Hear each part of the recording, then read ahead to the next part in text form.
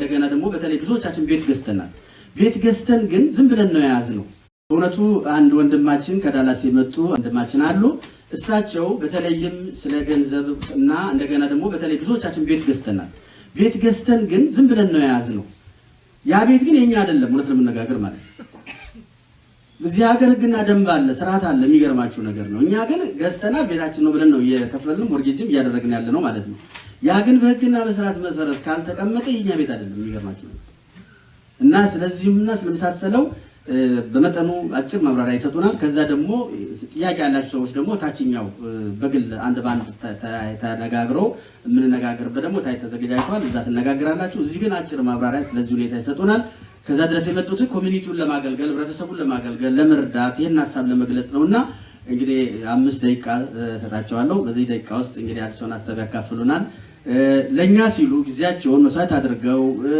ማህበረሰቤን ቤተሰቤን ወገኖች ይረዳሉ ብለው ነው ጊዜና ፕሮግራም አድርገው የመጡትና አንድ ጊዜ እንደው በጭብጨባ እንድትቀበሉኝ ዛሬ እንደምታዩት በበረዶ በመኑ ምክንያት ያው ማህበረሰባችን አልመጣም ዞሮ ግን በኦንላይን ላይም ለሚያው በተቃላይ ስለ ሁሉም ነገር እንግዲህ ያው የወቅቱና የጊዜ ሁኔታ ነው እንዲያደረገውና እንግዲህ ከተፈጥሮ ጋራ አሜን ብለን የምንቀበለው አይደለም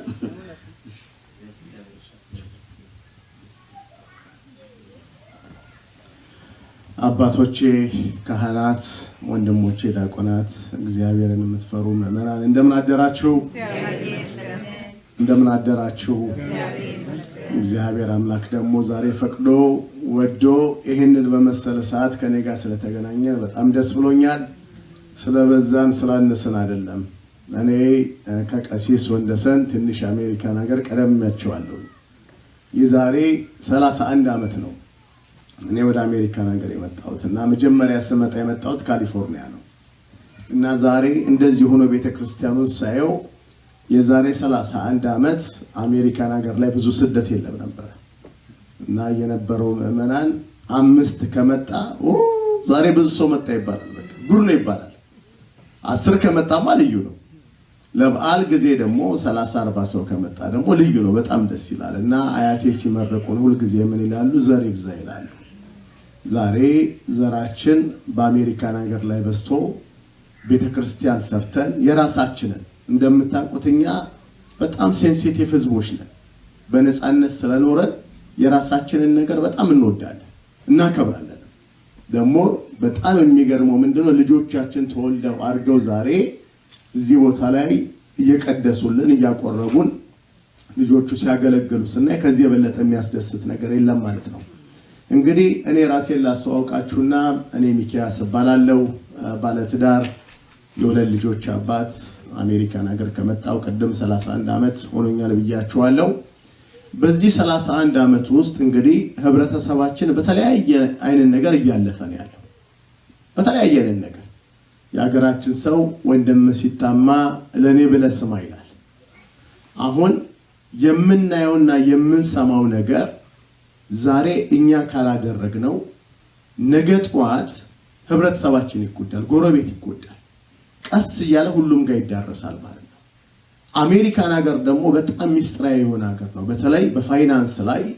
ያለውን ነገር ብዙዎቻችን አልተረዳነው እኔ በምን እንዳወቅኩኝ ልንገራችሁ የዛሬ 21 ዓመት የኔ እናት ካሊፎርኒያ እዛ ስለምኖር ስለነበር አሁን ዳላስ ቴክሳስ ነኝ ያለሁት ካሊፎርኒያ አረፈች የዛሬ 21 ዓመት እንግዲህ አስቡት ካረፈች በኋላ ስቴትመንት ይመጣል የኢንቨስትመንት ስቴትመንት ይመጣል ብዙዎቻችን አሜሪካን ሀገር ከገባን ጊዜ ጀምሮ ስለመስራት ነው የምንጨነቀው አይደል ከወር እንዴት አድርገን ቢል እንከፍላለን ከወር መብራት እንዴት እንከፍላለን እኛ እንሰራለን ብሩ አይበቃ እኛ እንደክማለን እንጨነቃለን ቤተሰቦቻችንን እንዴት ነው የምናስተዳድረው ችግር ቢመጣ ብለን እንኳን በጣም እንጨነቃለን እንግዲህ በዚህ መሃል የኔ እናት ያለፈችው ማለት ነው ካለፈሽ በኋላ ስቴትመንቱ ሲመጣ ሳየው እኔ ያለው ወንድም ያለ እህት ያለች ኢንቨስትመንት አካውንት ነው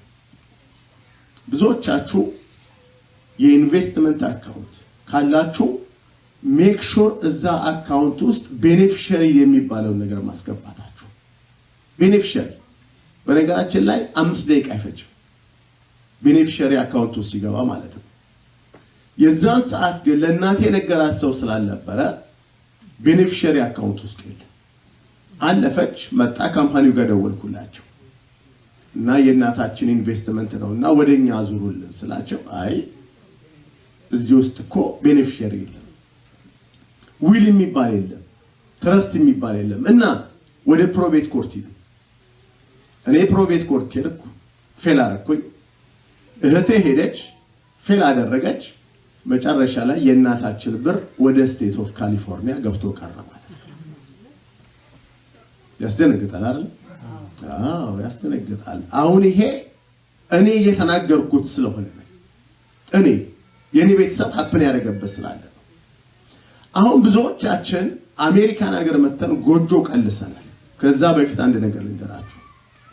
ነገ ወይ ከነገ ወዲያ ሁላችንም እዚህ ውስጥ ያለን የምንሰራ ባንክ ቤት ውስጥ ብር ያለን ከ1 ብር እስከ 100 ብር ከ1 ብር እስከ 1000 ብር ያለን ባንክ ቤታችን በመሄድ አካውንታችን ውስጥ ቤኔፊሻሪ መኖሩንና አለመኖሩን እናረጋግጥ።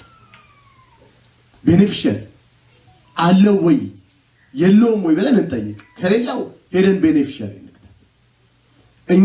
እኛ ቤኔፊሻሪ ሳንከት በሆነ አጋጣሚ በህይወት ባንኖር እኛ ባንክ ቤት ሚስት ወይ ባል ወይ ልጆች ሲሄዱ አባታችንን ብር ስጣን እንዴ ማናችሁ አልፈቀደላችሁም፣ አባታችሁ እናታችሁ አልፈቀደላችሁ ይላሉ እዚህ ሀገር። በቃ የፋይናንስ ሲስተሙ እንደዚህ ስለሆነ ማለት ነው። እኔ አደራ አምላችሁ እዚህ ከመጣው አይቀር ካስተላለፍኩኝ አይቀር መልእክት ሜክ ሹር አካውንታችሁን ውስጥ ቤኔፊሻሪ መኖር ቬሪ ኢምፖርታንት ነው። አሁን ዛሬ እንደቀላል እናየዋለን። ችግሩ ሲመጣ ግን በጣም ፋይናንሻል በርደን ነው የሚያመጣውና እሱን እናንተም ለወገኖቻችሁ ሼር ታደርጋላችሁ ማለት ነው። ሌላው ምንድነው በአሜሪካን ሀገር ላይ አንድ ሰው ቤት ከገዛ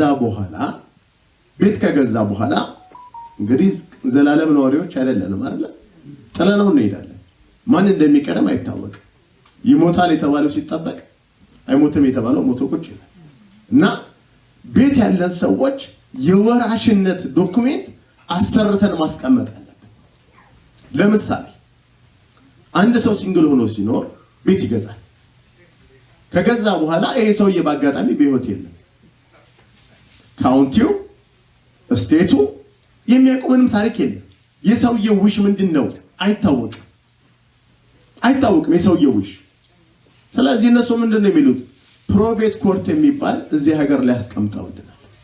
ሂዱ ወደ ፕሮቤት ኮርት ጉዳያችሁን እዛ ጨርሱ ሲባል ፕሮሰሱ በትንሹ ከ1 ዓመት እስከ 2 ዓመት ይወስዳል። ለብቻችን ደግሞ የምናደርገው አይደለም፣ ሎየር መቅጠር አለብን። ሎየሩ ደግሞ ከ5 እስከ 15% ቫልዩ ኦፍ አወር አሴት ይወስድብናል። አስቡት እንግዲህ ከዳላስ ስመጣ ከትላንት ወዲያ አንድ ስልክ ፕሌን ላይ ሆኜ ቮይስ ሜል ስተው ነበርና ሰማሁት። እባክህ ሚኪ ደውልልን ብለው ደወልኩላቸው እና ትልቅ ሰው ማለት እዚህ ሀገር ላይ ሃይ ሌቭል ላይ ያለ ሰው አንፎርቹኔትሊ ካዝኑ ነች የደወለችልኝና አረፈ ቤት አለው እና እንደምንም ብለን አስክሬኑን ወደ ኢትዮጵያ ሸኝተናል። ምንድነው ማድረግ ያለብን አለች። አይ እንግዲህ እኔ ሰው ከሞተ በፊት ነው እንጂ መደዳ ከሞተ በኋላ ነው ፕሮቤት ኮርት ነው። ግን ፕሮቤት ኮርት እንኳን ሄዶ ለመጠየቅ ምን ብለን እንጠይቃለን? ሰውዬው የለም፣ እህት የለም፣ እዚህ ሀገር ወንድም የለም፣ አባት እናት የለም። የለፋበት የደከመበት በትኖት ሄደ ማለት ነው። እና ነገ ጧት ያ ችግር እንዳይመጣ የወራሽነት ዶክሜንት ጽፈን ማስቀመጥ አለብን። ሌላው ብዙ ሰው የሚያስበው ልክ እንደ ኢትዮጵያ የሚያስብ ሰው አለ። ባልና ሚስት ስለሆነ ባልየው በህይወት ባይኖር ሚስትየው በህይወት ባትኖር ቀጥታ ቤቱ ወደሱ የሚዞርለት ቀጥታ ወደሱ የሚዞርለት የሚመስለው ሰው አለ። አሜሪካን ሀገር ላይ የኛን ውሽ ይፈልጋሉ። ለምሳሌ አንድ ሰው ቤት ሲገዛ ባልና ሚስት ሆኖ ሚስትየው 50% እዛ ቤት ላይ ድርሻ አላት፣ ባልየው እዛ ቤት ላይ 50% ድርሻ አለው። ይሄ ሰውዬ በህይወት በማይኖርበት ሰዓት ካውንቲ ውስጥ የቱ የሚያውቀው ነገር የለም፣ የዛን ሰውዬ ድርሻ ማለት ነው። እኔ ሚስቴ ያለች ወደኔ እንዴት አይዞርም ብለን ልናስብ እንችላለን። እንዴ መች ፈቀደች? እንደዛ አስበን ነው መች ፈቀደች? አልፈቀደችም። ባል ያችን 50% እንዲወርስ መች ፈቀደ? ስለዚህ ወደ ፕሮቤት ኮርት ሂዱ እነሱ። ወደ ፕሮቤት ኮርት በምንሄድበት ሰዓት የኛን የንብረታችንን ወደኛ ለማዞር ያለውን ስቃይና ያለውን ኮስት ልነግራችሁ አልችልም። ስለዚህ ንብረት ያለን ሰዎች ሊቪንግ ትረስት የሚባል ዶኩሜንት ጽፈን ማስቀመጥ አለብን። በጣም ይሄን የሚያክል ባይንደር ነው ተሰርቶ ሲመጣ። ሌላው ከ18 ዓመት በላይ ልጆች ያሏችሁ በደንብ ስሙኝ አደራችሁ። ከ18 ዓመት በላይ ልጆች ያሏችሁ ልጆቻችሁን ዛሬ ነገ ሳትሉ ሄልዝ ኬር ፓወር ኦፍ አተርኒ የሚባል ዶኩሜንት አለ። ሄልዝ ኬር ፓወር ኦፍ አተርኒ ይባላል ዶኩሜንቱ። እነዚህ ልጆች ከ18 ዓመት በኋላ የኛ ልጆች አይደሉም። እኛ በእነሱ ላይ መወሰን አንችልም። አንድ በቅርቡ የነገረኝ ወንድሜ ልጁ የ23 ዓመት ልጅ ነው እና አክሲደንት ይደርስበታል። አክሲደንት በሚደርስበት ሰዓት አንጠልጥለው ሆስፒታል ይዘውት ይሄዳሉ። ልክ ሆስፒታል ሲገባ አይዲውን ሲስተሙ ላይ ሲያዩ ዶነር ነው ልጁ፣ ዶነር። ከዛ ዶክተር አየችና ይሄ ልጅ አይታርፍም እና በቃ ወደ ዶነርነቱ ፕሮሰስ እንሂድ ብለው ልጁን ያዘጋጁታል። በዚህ መሃል እናትና አባት ሰማሉ። ሮጣው ሆስፒታል ሄዳሉ። ሆስፒታል ሲሄዱ ልጃችን ነው ስጡን፣ ሌላ ቦታ ወስደን እናሳክመው ሲሉ አይ ማን ፈቀደላችሁ? ሄልዝ ኬር ፓወር ኦፍ አተርኒ አላችሁ ወይ? የላቸው። አይናቸው እያየ ልጃቸውን ሰከንድ ቻንስ አይሰጡት፣ እዛው ኦርጋኑን እንዳለ ትራንስፈር ይደረጋል። ይሄ የሀገሩ ሲስተም ነው። የሚጠይቁን አንድ ጥያቄ ነው። ሄልዝ ኬር ፓወር ኦፍ አተርኒ አለ ወይ ነው ጥያቄው። ከሌለ የለህም ነው በቃ። እኛ በእነሱ ላይ መወሰን አንችልም። ግን የሄልዝ ኬር ፓወር ኦፍ አተርኒ ቢኖር ኖሮ እኛ ኢንካፓሲቴትድ በምንሆንበት ሰዓት፣ ኢንካፓሲቴትድ ማለት ምን ማለት ነው? ራሳችንን በማናቀበት ሰዓት ያ ዶኩሜንት ያለው ሰው አይ በሱ ላይ ማወስነው እኔ ነኝ እንጂ ዶክተሩ አይደለም ብሎ ፋይት ማድረግ ይችላል። እዚህ ሀገር አልሰማችሁም? አንዳንድ ሰዎች ቲዩቡት ዘክቶላቸው 2 ዓመት የሚኖሩት ለምን ይመስላችኋል? በደህና ጊዜ ሄልዝ ኬር ፓወር ኦፍ አተርኒ ያላቸው በሱ ወንድሜ ህይወት ላይ እኔ ነኝ እንጂ የምወስነው ዶክተሩ አይደለም። ፋይት ያደርጋሉ ነው እኔ ያለውለት ይሄው ዶኩሜንት ይላል። እና አደራ ከ18 ዓመት በላይ ያላችሁ ልጆች ሄልዝ ኬር ፓወር ኦፍ አተርኒ እንዲሰጧቸው አድርጓቸው፣ ግዴታ ነው።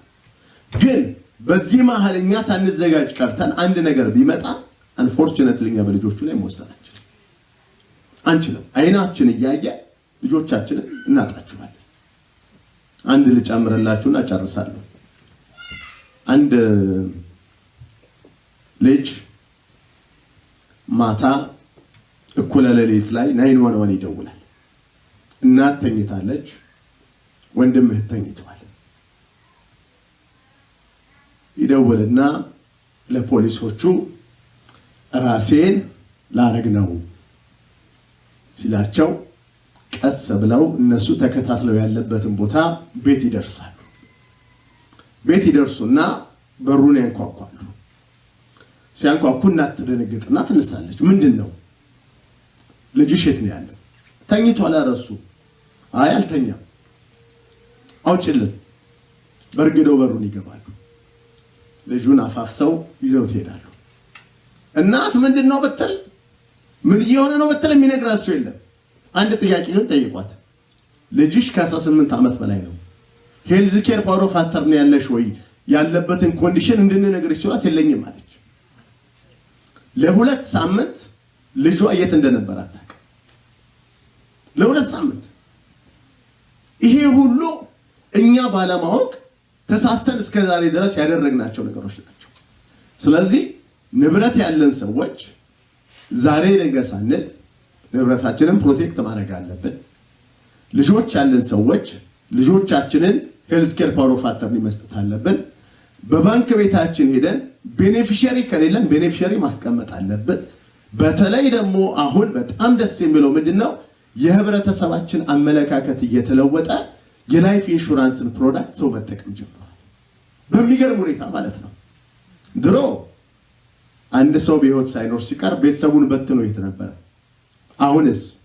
አሁን ቀሪው ቤተሰብ ባል ይሁን ሚስት ትሁን የዚህን ሀገር በነገራችን ላይ እድር ይባላል አይደለም? ድሮ በሀገራችን እዚህም ሀገር እኮ እድር አለ አይደል? እድር የሚያገለግለን ስንሞት ለመቀበሪያ ነው። ግን ደግሞ ላይፍ ይቀጥላል አይቀጥልም? የሞርጌጅ ፔመንት ይቀጥላል አይቀጥልም? ይቀጥላል። ሁሉም ኃላፊነት አለው። ዛሬ ህብረተሰባችን እሱን ነክቶ በእኛ ኦርጋናይዜሽን ውስጥ ኦልሞስት ከ4 ሚሊዮን ዶላር በላይ ሰዎች ላይፍ ኢንሹራንስ ተከፍሏቸዋል። ቤተሰብ አልተነቃነቀም። በቃ ሰው ቀና ብሎ እየሄደ ነው ያለው። እንደ ድሮ ሚስት በህይወት በማትኖርበት ሰዓት፣ ባል በህይወት በማይኖርበት ሰዓት ልጆቻችን ሳፈር የሚያደርጉበት ዘመን እየበቃ ነው ያለው። የአሜሪካን ሀገር ሌጋሲ የልጆቻችን የቤተሰቦቻችንን ሌጋሲ እያስቀጠልን ያለ ነው እና ጎይንግ ፎርዋርድ ደግሞ ብዙ ኢንፎርሜሽኖችን እሰጣችኋለሁ። ቀሲስ ወንደሰን በጣም ይቅርታ ሰዓት ወሰድኩኝ። መድረክ እንግዲህ ካገኘው እንደው ያድርስ ብዬ ነው። በጣም ይቅርታ። ከዳላስ ያው እንግዲህ ይከበራል አይደል በሀገራችን እና ስላከበራችሁኝና ስለሰማችሁኝ በጣም ደስ ብሎኛል። የቀረ ነገር ደግሞ ካለ ታችን እንነጋገራለን።